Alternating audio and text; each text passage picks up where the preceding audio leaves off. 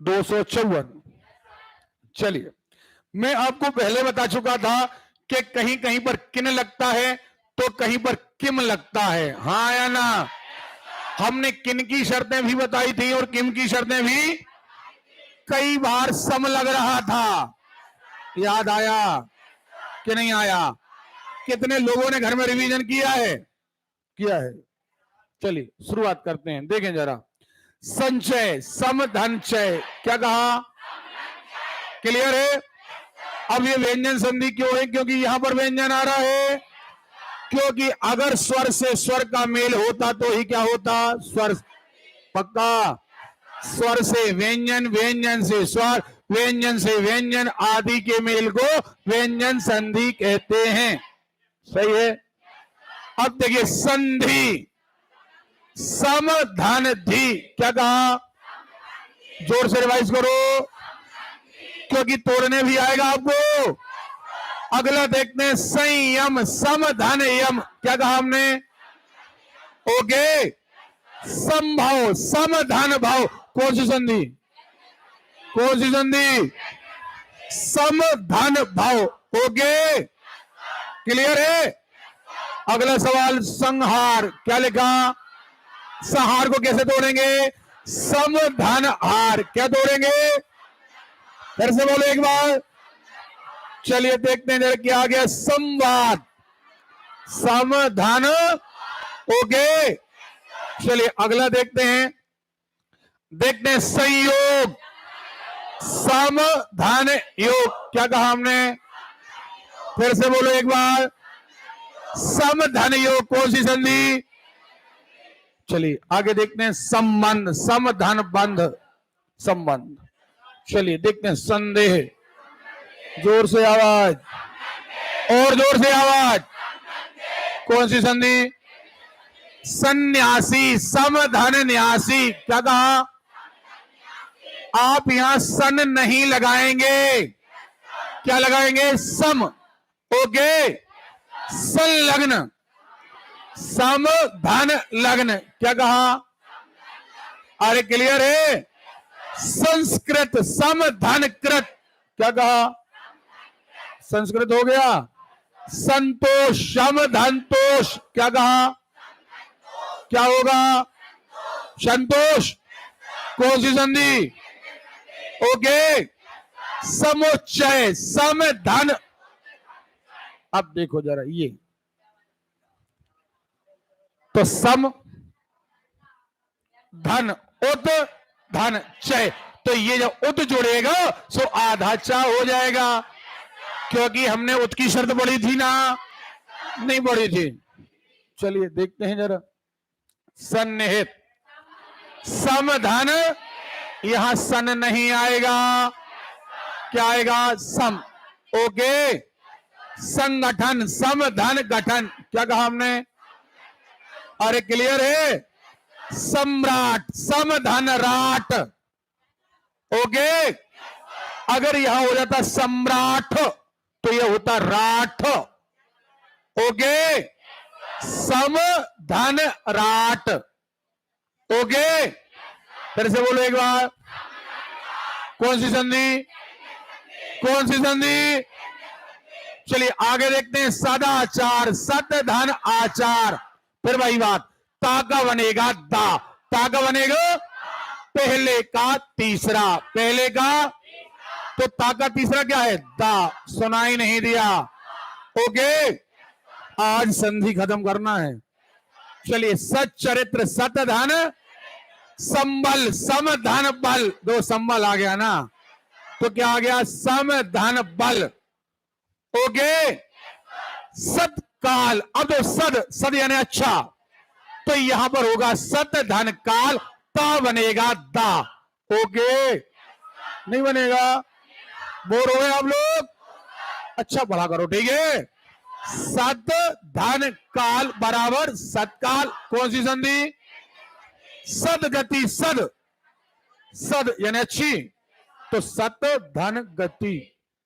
ये देखो, संवाद सम धनवत। चलिए, संचार सम धन चार, फिर से बोलो एक बार।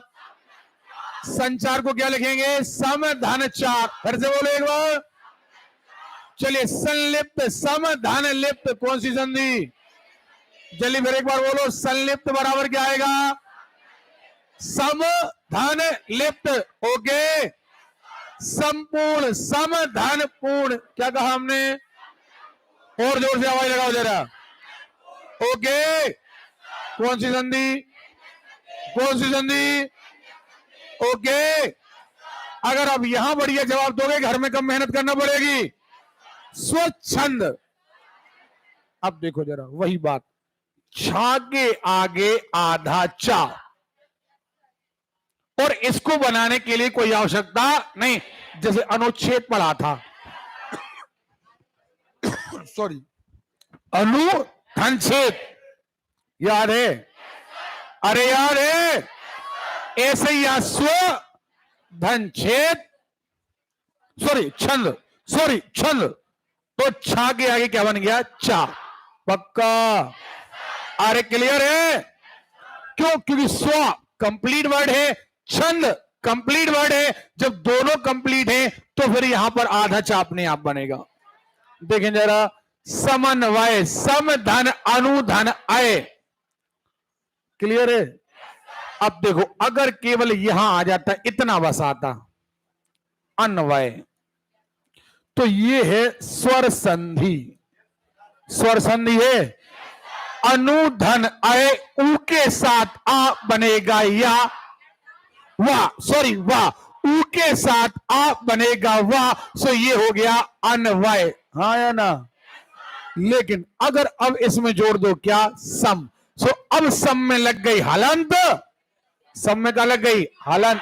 हाँ या ना? सो अब हो गया ये व्यंजन, व्यंजन के साथ स्वर्ग, सो फाइनली व्यंजन संधि। सुनाई नहीं दिया? अरे क्लियर है? लेकिन अगर अकेला अन्वय आता तो स्वर संधि। सुन रहे हो? चलिए देखें जरा, समुदाय सम धन उत धन आय। क्या लिखा? चलिए, सहार समधन संदीप समधन दीप। फिर से बोलो, फिर से बोलो। संदीप में आएगा सम धन दीप व्यंजन संधि। कौन सी संधि?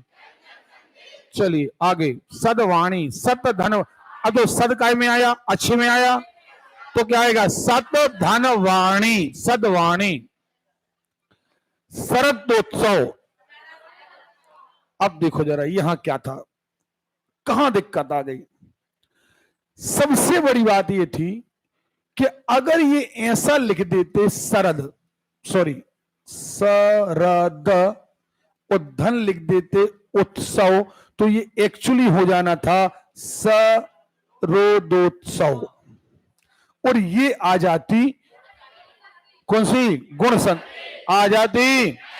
लेकिन सरद ऐसा नहीं लिखा जाता, दाव में पूरा नहीं आता। ये हलंत लगा दो तब होता है सरद। क्या होता है? अरे क्लियर है? और अगर आप हलंत लगा देते हैं तो यहां से स्वर लोप हो जाता है, यानी बचता है व्यंजन। क्या बचता है? तो व्यंजन के साथ स्वर। कौन सी संधि? चलिए आगे देखते हैं, विच्छेद विधन छेद। क्या कहा? ऐसी अनुच्छेद अनुधन छेद। हाँ या ना? याद आया? अभी एक और पढ़ा था मैंने, स्वच्छंद। क्या पढ़ा था? स्वधन छंद। देखें, भगवत गीता भगवत धन गीता संगत समधन गत। क्या कहा? समधन संगत। सुन रहे हो? एक आया था संगम समधन गम। याद है? आगे संधान समधन धान। जोर से बोलो, फिर से बोलो। समधन धान बराबर संधान। कौन सी संधि? कौन सी संधि? अगर यहां मेहनत कर ली हमारे साथ, गारंटी ले लो, आप घर में अपनी इतनी मेहनत नहीं करना पड़ेगी आपको। देखो आप, संधान समधन थान लिख के देखो, समधन थान। चलिए लिखवा, समधन थान। कौन सी संधि? व्यंजन संधि। आज वाकई मूड नहीं आप लोगों का। संताप पेन छोड़ दो, अब खिंच के बैठ जाओ। क्या लिखा? ओके। सम धन ताप संताप उत्कृष्ट उत धन कृष्ट गंतव्य गम धन तव्य। क्या कहा? गम धन। अरे क्लियर है? क्या हो गया? गंतव्य हो गया। कौन सी संधि? कौन सी संधि? वाग दत्ता। वाग वाग गा का में टूटेगा, का में। ओके चलिए देखें, वाग युद्ध, वाग धन युद्ध, संलाप समधन। चलिए संस्कर्ता समधन करता, संजय समधन। एक बार फिर से बोलो, संजय में, फिर से बोलो, संदीप में समधन दीप। ओके। संदेश समधन देश, सन नहीं आएगा, क्या आएगा? मां। समधन देश। ओके चलिए, उन्माद उत धन माद, उत धन माद, उन धन माद नहीं होगा, क्या होगा? उत धन माद। तदर्थ तत् धन अर्थ, तत् धन अर्थ। क्लियर है? वाग्मय वाक धन मय। क्यों? क्योंकि का खा गा घा का लास्ट वर्ड है कि नहीं है, और ये पहला अक्षर बन जाएगा। पहले का तीसरा, पहले का पांचवा, पहले का तीसरा, पहले को सिखाया था, नहीं सिखाया था? देखें, संकर समधन कर, फिर से बोलो, समधन कर संकर। देखे विसर्ग संधि। अब देखो जरा, बहुत बढ़िया। विसर्ग संधि में अब हम कहते हैं विसर्ग के मेल को। क्या कहते हैं? देखिए, जब कभी क्या होता है, ऐसी जगह से संधि टूटे जहां तोड़ने वाला स्थान या जब जुड़े, और वहां पर अक्सर करके, जैसे हमने कहा ओ की मात्रा, जुड़ते समय या टूटते समय ये ओ की मात्रा से टूटे, आगे वाला वर्ड कंप्लीट हो, पीछे वाला वर्ड कंप्लीट हो, और ओ की मात्रा को साइलेंट करने में ही सार हो। साइलेंट कर दो उसे। अगर ये साइलेंट हो जाए तो दोनों अक्षर कंप्लीट हो जाएं, ये भी कंप्लीट, ये भी कंप्लीट। तो हम इसे साइलेंट कर देते हैं, और साइलेंट करने की जगह हम बना देते हैं विसर्ग। इससे ये ओ की मात्रा साइलेंट हो जाती है। अब देखें जरा, जैसे उदाहरण, हमने एक शब्द लिखा मनोहर। क्या लिखा? अब अगर हम स्वर संधि पर जाएं तो स्वर संधि तो ये कहती है कि आप यहां लिख दो मन, और एक जगह लिख दो ऊहर। ऊहर सो आगे साथ ऊ बनेगा, ओ खल का। लेकिन दिक्कत यहां यह है कि ये ऊहर का कोई मीनिंग नहीं है। तो हम क्या करें? हम एक काम करते हैं, हम मन को कर देते हैं अलग, और हर को कर देते हैं अलग। दोनों की मीनिंग है, हाँ या ना? मन का भी मीनिंग है और हर का भी मीनिंग है। सुन रहे हो? अब यहां पर यदि हम मन अलग कर दें और हर अलग कर दें तो ये साइलेंट हो जाएगा, और जब ये साइलेंट हो जाएगा, लेकिन ऐसा तभी करना है आपको, देखो ज्यादातर मामलों में ये संधियां स्वर में जाएंगी, ऐसा तभी करना है आपको जब ये साइलेंट करना जरूरी हो। नहीं आ रही बात समझ में? अरे क्लियर है? बात हमारी समझ में आ रही है? जैसे परोपकार, परोपकार। अब यहां पर साइलेंट करना जरूरी नहीं है।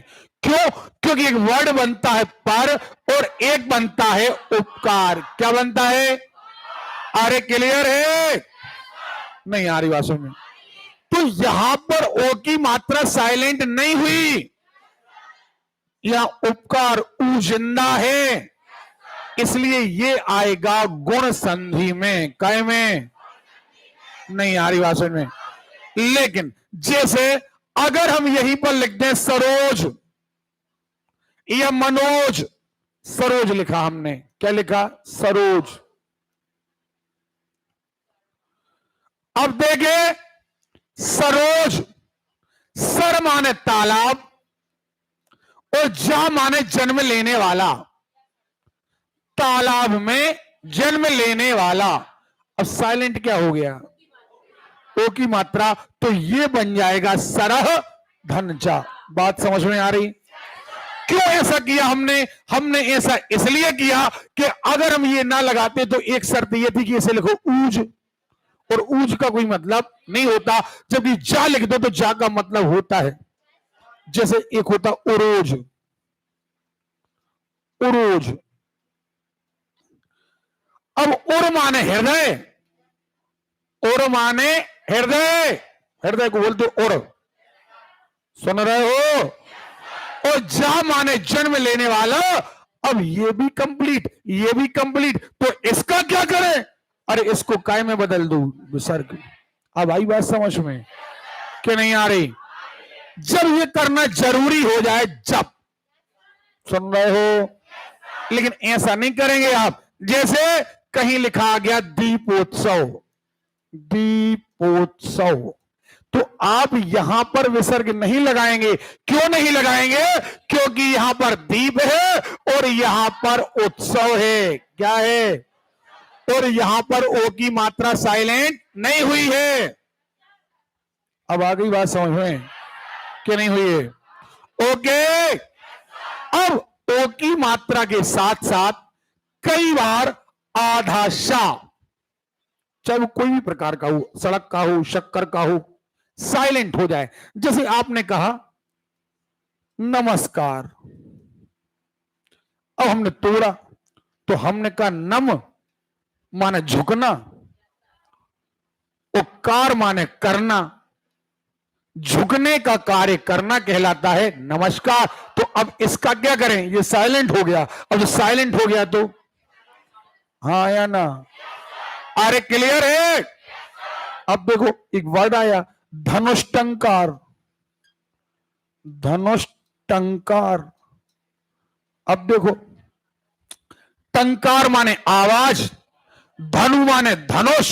सो अब एक काम करो, यहां पर यदि हम ये साइलेंट कर दें तो हो गया धनु, धन टंकार। तो अब इसका क्या करें, बिंदी।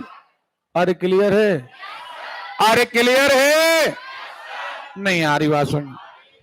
कई बार होता है जैसे राकी रेप, जैसे निर्बल। अब देखना जरा, निर्बल ये लगी ऊपर रहती है, लेकिन इसका उच्चारण हमेशा आगे होता है। बोल के देखो निर्बल, और उसको साइलेंटली बोल दो निर्बल, तो ये लगती पीछे है। अब निर्बल माने जिसमें बल ना हो, जिसमें बल ना हो। और जिसमें ना हो तो ना के लिए हम लिख सकते हैं नी, नी माने नहीं, सुन रहे हो। और यहां लिख दे रहे हैं बल, तो जिसमें बल ना हो। तो अब ये हो गई जो राकी रेप है वो साइलेंट हो गई। तो साइलेंट नहीं आ रही बात सुन, अरे क्लियर है। तो यहां दुर्बल,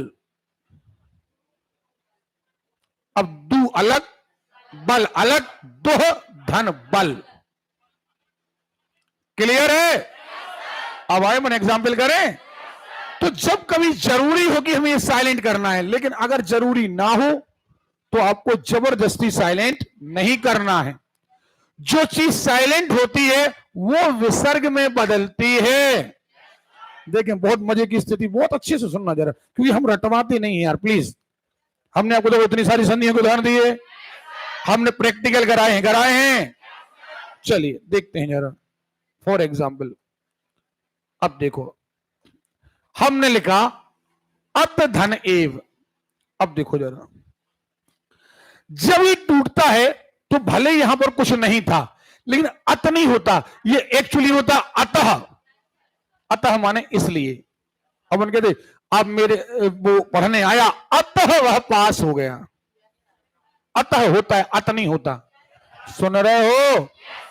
जैसे प्रातः काल, प्रातः में ऑलरेडी विसर्ग है, तो कुछ चीजें ऐसी हैं जिनमें ऑलरेडी विसर्ग है। देखो ये अत नहीं है, एक्चुअली ये अत धन एव, और जब ये ऑलरेडी विसर्ग है तो विसर्ग संधि है। कौन सी संधि है? आपको बात समझ में आ रही है? ओके, क्या हो गया? देखें, अंतर्निहित, अब देखना 2 मिनट, ये रेप की मात्रा यहां अंतर। अब ये अंतः, अंतः माने अंदर, हम कहते हैं हमारे अंतःकरण। एक होता अंतःपुर, अंतःपुर कहलाता किसी किले का अंदरूनी भाग कहलाता अंतःपुर। तो अंतर माने अंदर, अंदर माने अंतः। अब तो जरा ये राखी रेप है, काय में बदल गई विसर्ग। और निहित माने संलग्न, हम कहते इसमें निहित है माने इसमें जुड़ा है। सुन रहे हो? नहीं आएगी बात सुन में? आ रही है। अधोगति, अब 2 मिनट, गति, अध, यहां ये हो गया साइलेंट, क्योंकि उगति होता नहीं, उगति होता नहीं, होता क्या है? गति। वर्ड क्या होता? गति। तो अध का हो गया अध धन गति, तो ओ की मात्रा काय में बदल गई? विसर्ग में। या उल्टा कहे विसर्ग काय में बदल गई? ओ की मात्रा में। अगला आविष्कार, अब देखना, आवी धनकार, तो अब आवी धनकार दोनों वर्ड कंप्लीट हैं, आधा सा काय में बदल गया, तो आवेह धनकार। कौन सी संधि? विसर्ग। आवाज ही नहीं आ रही। कितने लोग कहते हैं सर समझ में आ गया? बहुत बढ़िया। अहर्निश, अह धन्निश, आशीर्वाद, आशीह, क्योंकि जो ऊपर रागी रेफ है वो काय में बदल गई? काय में। तो कौन सी संधि आ गई? विसर्ग संधि। आगे अंतःपुर, अंतः धनपुर, अंतः में वैसी विसर्ग है। अंतः सलिला, अंतः धन सलिला, पहले से विसर्ग है। अंदर बहने वाली नदी को कहते हैं, जो अंदर ही अंदर नदियां बहती हैं, कहते हैं अंतः सलिला। सलिला माने नदी, सलिल यानी पानी, सलिला यानी नदी। ओके, सरिता यानी नदी, सर यानी तालाब, सरिता यानी नदी। बहुत सारे वर्ड पढ़ना अपन को। तेज हो पुंज, अब देखना ये तेज अलग वर्ड है, पुंज अलग वर्ड है। अब टूट कहां से गया? ओ की मात्रा से। अब ऊ पुंज कह नहीं सकते हैं, कहेंगे पुंज, तो अब क्या आएगा? तेज। अरे क्लियर है? पक्का? नहीं आ रही बात समझ में? आ रही है? क्योंकि तेज कंप्लीट है, पुंज कंप्लीट है। क्या आप ऊ पुंज कह सकते हो? मीनिंग खत्म हो जाएगा। पुंज माने गट्ठा, ग्रुप, ग्रुप को कहते पुंज। ठीक है? तेजोमय, तेज धनमय, सो ये हो गया तेज धनमय, तेजोमय। पक्का? चलिए अगला देखते हैं, तपोभूमि। अब देखें, तप तपस्या और भूमि। सुन रहे हो? अब क्या आप ऐसा कह सकते थे तप धन भूमि? अरे क्लियर है? नहीं कह सकते थे, तो हम क्या कहते हैं? तपह धन भूमि। तपह धन, ओ की मात्रा काय में बदल गई? ये देखो, तपोवन, तप धन वन, सो तप ओ की मात्रा काय में बदल गई? विसर्ग। तपह धन। कितने लोगों को समझ में आई है? लेकिन माहौल अच्छा नहीं बना रहे आप। आपके लिए एक एक वर्ड पढ़ा रहे, हम एक एक वर्ड पढ़ा रहे आपके लिए। देखे, तेजो राशि, तेज, तेज धन राशि, यहां से टूटेगा तो तेज धन। कौन सी संधि? कौन सी? विसर्ग संधि। क्लियर है? दुर्जन, दोह समझ में आ गई बात? ये रा की रेप टूट रही ना यहाँ, दुर्जन, ये। और जब यही वर्ड आएगा काय में, प्रत्यय और उपसर्ग में, तो वहां लिखेंगे दुर्धन जन। जब प्रत्यय उपसर्ग आएगा तब लिखेंगे दुर्धन जन, लेकिन यहां क्या लिखेंगे? अरे क्लियर है? देखो बेटा याद रखना, जब प्रत्यय उपसर्ग की बात आएंगे तो दुर्जन में वो पूछेगा उपसर्ग क्या है, तो हम बताएंगे दुर। क्या बताएंगे? लेकिन यहां कह रहे हैं दोह धन जन। नहीं तो आप बोले सर उस समय दोह पढ़ाया था, यहां दुर पढ़ा रहे। ये संधि है, वो प्रत्यय उपसर्ग हैं। ओके, देखें दुस्तर, देखो दोह धन तर नहीं बनेगा। डाउन मत होना यार प्लीज। देखो आप, दुर्नीति, दोह धन नीति, नीति अलग बात है। दुशासन, दोह धन शासन, दोह धन, क्लियर है? दुष्कर, दोह धन कर। देखो ना यहां, देखो पक्का। आधाशा, रा की रेप, ओ की मात्रा, कौन कौन? आधाशा, ओ की मात्रा, रा की रेप, क्लियर है? काय में बदलते हैं, काय में। और कब बदलते हैं? जब ये साइलेंट हो जाएं तब। दुर्गति, अब दू अलग कर दो, गति अलग कर दो, तो रा की रेप को बना देंगे विसर्ग। क्या बना देंगे? क्लियर है? पक्का। ये देखें दुर्दिन, दोह धन दिन, रटना नहीं है। दिन अलग है, दू अलग है, रा की, चूंकि दुर्दिन, इसको अगर अपन पढ़े तो ये रा की रेप मतलब ये रा, और ये रा आ गया तो यहीं से तो टूट रहा है। ओके, चलिए देखते हैं जरा आगे। दुर्वाह, चलिए दुराचार, दोह धन आचार, सुन रहे हो? ये देखें दुराचार, दुर, सुन रहे हो? अब ये आपके ध्यान रखना, अगर आप ऐसा लिख देते तो आप यहां कह सकते थे दुर धन आचार, और ये आप कह देते स्वर संधि है। कौन सी संधि है? लेकिन दिक्कत ये है यहां पर कि ये दुर्वर्ड नहीं होता, ये दोह होता है। सुन रहे हो? इसलिए कौन सी संधि है? ओके, ठीक है। दुराशा, दोह धन आशा, फिर वही बात, आप दुर लिखकर आशा नहीं लिखेंगे, क्योंकि ऐसे में क्या हो जाएगी? स्वर संधि। अब आप कहोगे सर हे स्वर संधि तो स्वर का ही नहीं लिखने दे रहे। इसलिए नहीं लिखने दे रहे क्योंकि दुर का कोई मीनिंग नहीं है, दोह का मीनिंग है। सुन रहे हो? चलिए देखें जरा आगे। निष्फल, नेह धन फल, हमने नेह क्यों लिखा समझ गए? फल अलग है, कहां से टूट रहा? सा से। कहां से? सा काय में बदलेगा, काय में, निरुपाय। देखो रा, रा टूट रहा ना। ऐसा कोई काम जिसका उपाय ना हो, ना माने नी, ना माने नी, नी माने बिना, अभी पढ़ा था ना अपन ने। जब कोई निरोग, नी धन रोग, जिसमें रोग ना हो, निरुपाय, नी धन उपाय, जिसका उपाय ना हो। सुन रहे हो? देखें रा, निह धन उपाय, निरुपाय, क्योंकि रा नहीं लगाएंगे हम लगाएंगे क्या? विसर्ग। क्या लगाएंगे? कोई डाउट तो नहीं आ रहा आपको? कोई डाउट आ रहा मन में?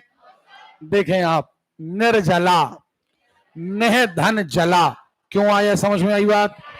ये विसर्ग काय की जगह आई? काय की जगह आई? ओके।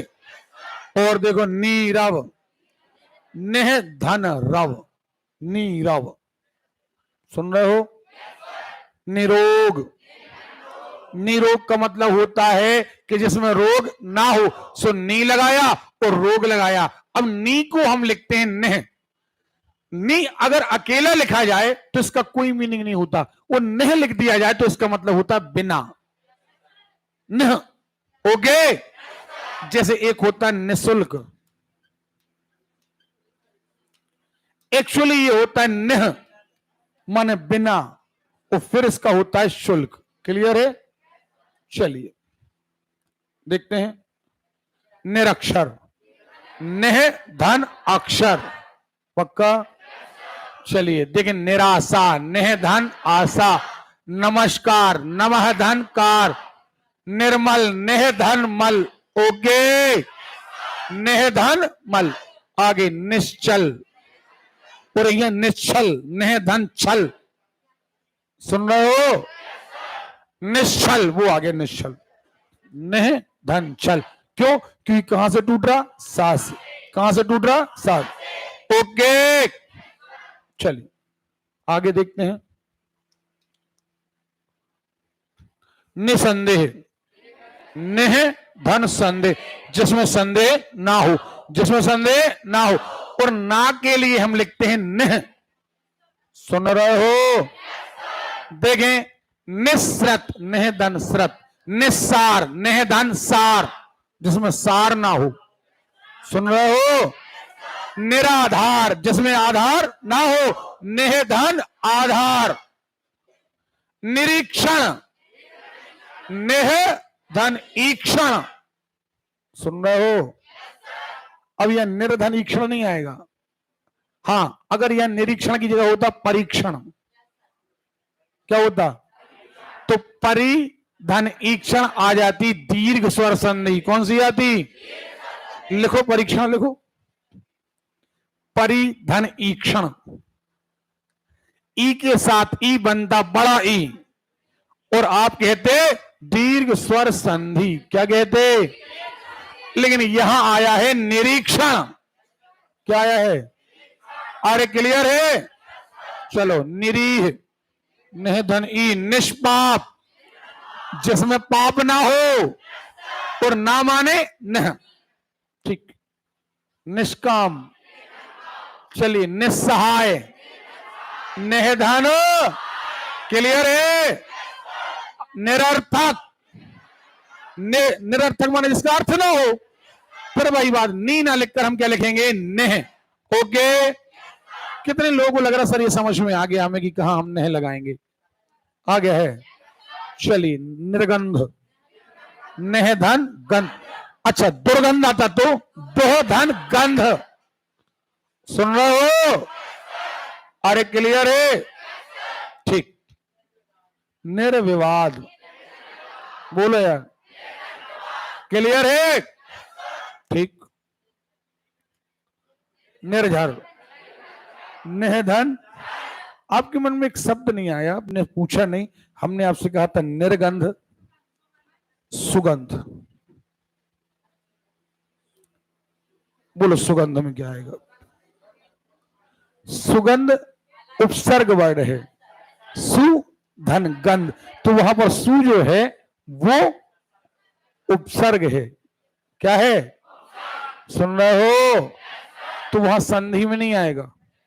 क्लियर है? देखें, निश्चय, नेह धन चय, प्रातः काल, निर्भर, बोलो, यशोदा, यश धन दा। देखो जरा, यश धन दा, ये एक्चुअली है जन्म देने वाले को बोला गया है। जब आपने जा लिखा था ना अभी, तो यशोदा, यश धन दा, यश को जन्म देने वाली यशोदा, सुन रहे हो? क्लियर है? चलिए, कहां से टूटा? ओ की मात्रा से, यश धन दा। आगे देखना जरा, रजो कण, एक्चुअली ये था रजो कण, टाइपिंग मिस्टेक हो गई। रजो कण, रज है धन कण। देखो, बहिर्मुख, बहे, क्यों? क्योंकि राखी रेप से टूट रहा है। कितने लोग कहते हैं बन जाएगा? बन जाएगा ना, कोई डाउट तो नहीं है। परिष्कार, पर है धन, क्यों? आधे सा से टूट रहा है, पयोधी। अब देखो जरा, पय माने पानी, धी माने धारण करने वाला, तो अब ओ की मात्रा से टूटा है, विसर्ग बनेगा। क्योंकि अब ओधी नहीं लिख सकते, ऊधी नहीं लिख सकते, धी अकेला लिखोगे आप, सुन रहे हो? चलिए आगे, पुनर्जन्म, पुनः धन जन्म, रागी रेप टूट जाएगी ना। चलिए, मनो, क्या? पक्का? अब देखो जरा, आप चाहते तो यहां लिख सकते थे मन धन अनुकूल। सो इसका कोई मीनिंग नहीं है। तो मन धन अनुकूल।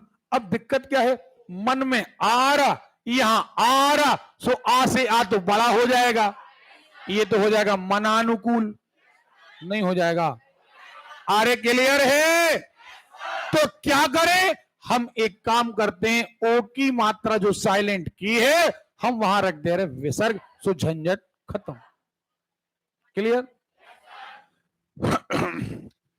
देखिए, मनोयोग, मन, अब मन धन योग में ओ की मात्रा साइलेंट हो गई, तो मन धन योग कौन सी संधि? आवाज नहीं आ रही है। मनोरम। अरे क्लियर है? लेकिन हमेशा ऐसा नहीं होगा कि ओ की मात्रा गुण संधि में बनती है। यहां इसलिए हो रहा है क्योंकि मन अलग है, रम अलग है। मनोरमा में भी ऐसे ही होगा, मन है धन रमा। ओके, लेकिन सूर्योदय में ऐसा नहीं कर देना कि सूर्य है धनदय। सूर्योदय देखो, तो यहां सूर्य धन उदय, सूर्य धन उदय, यहां ओ की मात्रा साइलेंट नहीं हो रही है। सुन रहे हो? मनोभाव। अरे क्लियर है? आपके पास एक रास्ता और था, आप लिख दो मन धन उभाव। उभाव का कोई मीनिंग? तो मन धन भाव। अब ओ की मात्रा का क्या होगा? बनेगी या नहीं बनेगी? चलिए देखें, मन ताप, मन धन ताप, शिरोमणि, सिर धन मणि, सिर धन मणि, ओ की मात्रा साइलेंट, सो सिर धन सरोज। हमने कहा था सर होता है, सर यानी तालाब, सर यानी जा, जन्म लेने वाला, तो सर है धनजा, सरोज, सरोज यानी कमल। ठीक है? देखें, स्वर्ग, स्व धन गा, स्वर्ग, यशोगान, यश, बहुत बढ़िया। मनो विनोद, मन धन विनोद, मन धन विनोद। सस्पति, शह धनपति, निरोद्देश, नेह धन। देखो, जिसका कोई उद्देश्य ना हो, नेह। आरे क्लियर है? और नेह आ गया इन द सेंस विसर्ग संधि। कौन सी संधि? पक्का? ये देखें, धनुष टंकार, ये बिंदी नहीं रख पाए, टंकार। क्लियर है? धनो, क्यों? क्योंकि कहां से टूट रहा? क्लियर है? चलिए आगे देखते हैं, दुर्बुद्धि, दोह धन बुद्धि। चलो, दुष्प्रकृति, दोह धन, चलिए क्या लिखा? दुःस्वप्न, दुःस्वप्न बोलते इसको, दुर्स्वप्न या दुःस्वप्न। दुर्ग, दोह धन गा, दुख, दुख में तो वैसे ही निर्विकार, निहित, जिसमें विकार ना हो, और ना के लिए नहीं लगाते हैं, लगाते हैं या नहीं लगाते हैं? तो देखो, निर्विकार, देखो इसको पढ़ेंगे कैसे? निर, इसकी जगह लगा दो विसर्ग, सुनने है धन विकार। पक्का? डाउट है कोई? चलिए, यशोधरा, यश धन धरा, बहिष्कार, बहे धन। पक्का? 10 मिनट की और बचे हैं बस। ओके, चलिए देखें, नीरस, नीरस माने जिसके में रस नहीं है, नहीं है माने नहीं। सुन रहे हो? पयोद, पय धन दा, पयोद। पुरस्कार, पुरह धनकार, अब रह क्यों आया? बहुत बढ़िया। भास्कर, मनोज, मन धन जा, मन में जन्म लेने वाला। चलिए, मनोभाव, ये कामदेव का पर्यायवाची है मनोज। सुन रहे हो? मन में जन्म लेने वाला, मनोज, मनोभाव, मन है धन भाव। हम इसलिए चर्चा करते जाते हैं ताकि जब अनेक शब्दों के लिए तो आपको पहले से याद रहे कि हाँ, इसकी चर्चा कभी हुई थी। ओके। देखे, मनोरथ मन है धन रथ, मनोगत मन है धन गत। क्लियर है? और मनस्कामना मन है धन श्रेय कर श्रेय। ओके भैया, यहां कार होता तो यहां कार लिखोगे, यहां कर होगा तो यहां कर लिखोगे। एक्चुअली ये टाइपिंग मिस्टेक है। ओके देखो, सरोवर, सर धन वर, और ओ की मात्रा में सरह हो जाएगा। यशो गाथा, यश धन गाथा, तो अब ओ की मात्रा क्या बदल जाएगी? तो हो जाएगी यश। पक्का? चलिए आगे बढ़ते हैं। मनोविज्ञान मन है धन विज्ञान, मनोरंजन मन है धन जो पुनरअपि, पुनर राता में बदलेगा? नहीं बदलेगा। दुर में दुह, पुनर में पुनः, पुनर्जन्म पुनः जन्म, वही तो ये आया पुनरअपि। निर्जीव, अब निर्जीव में निह धन जीव, क्यों? क्योंकि निर्जीव माने जिसमें जीव नहीं है। दुरावस्था, दोह धन अवस्था, दुर्व्यवहार दोह धन नहीं बनेगा।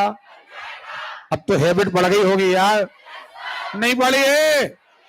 चलिए आगे देखते हैं। लिखा है दुस्साहस, दोह धन साहस, दुरात्मा नहीं बनेगा।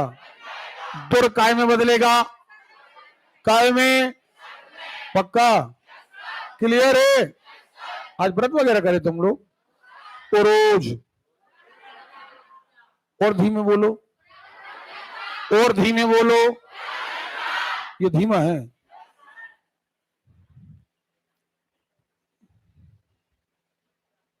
देखें, हिंदी की अन्य संधियां आपको नहीं पढ़ना है, ये संधियां बना दी गई हैं, लेकिन इनका संधि से कोई लेना देना नहीं। हमने आपके नोट्स में दी हैं, लेकिन एक्चुअली संधि वही होती है जहां पर कोई चीज जुड़ती है। ओके। अब कई बार लोग कहते हैं कि सर हर वर्ड में संधि बताओ, तो मैंने आपको बता दिया, सारी चीजें मैंने आपको सिखा दी कि जो चीज संधि की नहीं है वहां संधि नहीं होगी। सुन रहे हो? कई सारे एग्जाम्पल आपको अदर किताबों से ले लेना है। तो इस तरीके से आज हमारी संधि का टॉपिक खत्म। क्लियर है? अब देखिए जरा, सारे लोग खुश के बैठे। अगला टॉपिक आपका आना है समास। क्या आना है? लेकिन लोग क्या करते हैं, ज्ञान होता नहीं, उस संधि के तुरंत बाद, चूंकि किताबों में संधि के तुरंत बाद दिए रहते हैं समास, पढ़ते हैं लेकिन कभी नहीं बनते। कारण क्या है? कारण यह है कि समास में कम से कम दो पद होते हैं, एक पहला पद और एक दूसरा पद। और अब हमें केवल यहां ज्वाइंट नहीं करना, इन दोनों को करना है मिक्स। जैसे इन दोनों को एक चक्की में डालें, पीस दें और नया वर्ड बना दें, वो कहलाता है समास। समास में वर्ड मिक्सचर होता है, ना कि जुड़ता है। जुड़ना बात अलग है, मिक्स होना बात अलग है।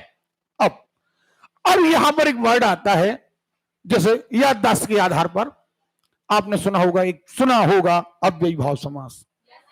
अब आपने कहा पहला पद अव्यय हो, अब आपको पता ही नहीं कि जब व्यय है का रट लिया, पहला पद अव्यय हो, दूसरा प्रधान हो। अब ना प्रधान पता है ना अव्यय पता है, रट लिए वही यथाशक्ति भर पेट, और पता चला कुछ हाथ में नहीं लगा। फिर अगले आ गए तत्पुरुष, जिसमें कारक विभक्ति हो। अब कारक पता नहीं है कि कारक होते क्या हैं, विभक्ति होती क्या है, वो कहां दिख रहे सर कारक। लेकिन हमें आदत पड़ी है रटने की, हमने आदत डाल ली है रटने की कि भाड़ में जाए रट लो। और यही कारण है कि जब कोई एग्जाम्पल आपके एग्जाम में आता है तो वहां आपसे बनता नहीं। अब दिक्कत क्या है, अगर तत्पुरुष पढ़ना है तो अब एक वर्ड आया अव्यय, आपको अव्यय पढ़ना पड़ेंगे। अगर अव्यय पता नहीं है तो आपसे अव्ययी भाव समास कभी नहीं बनेगा। दूसरा तत्पुरुष, अगर तत्पुरुष पढ़ना है तो आपको कारक विभक्ति पढ़ना पड़ेगी, यानी अगर आपको कारक पता नहीं है तो आपसे तत्पुरुष समास कभी नहीं बने। तीसरा समास आता है कर्मधारय। कर्मधारय में आपने सुना होगा कि विशेष और विशेषण। तो अब भैया ये विशेष क्या होता है और विशेषण क्या होता है, जब तक ये पता नहीं है तब तक कर्मधारय हमें पता नहीं है।